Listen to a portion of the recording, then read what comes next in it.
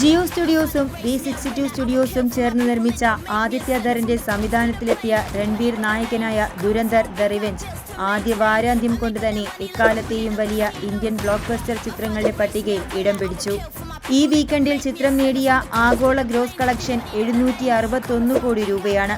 ഇന്ത്യക്കകത്തും പുറത്തും ഒരു ഇന്ത്യൻ ചിത്രം നേടുന്ന ഏറ്റവും ഉയർന്ന ആദ്യ വീക്കെൻഡ് കളക്ഷനാണ് ചിത്രം സ്വന്തമാക്കിയിരിക്കുന്നത്. ആഗോളതലത്തിൽ മികച്ച പ്രതികരണമാണ് ചിത്രത്തിന് ലഭിച്ചു വരുന്നതും.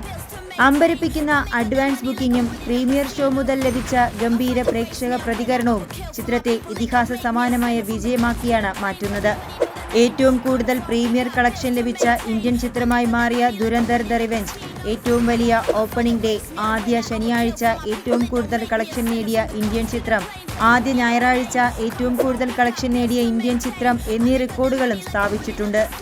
550 കോടിയാണ് ഇന്ത്യയിൽ നിന്ന് 4 ദിനങ്ങൾ കൊണ്ട് ചിത്രം നേടിയ ഗ്രോസ് കളക്ഷൻ.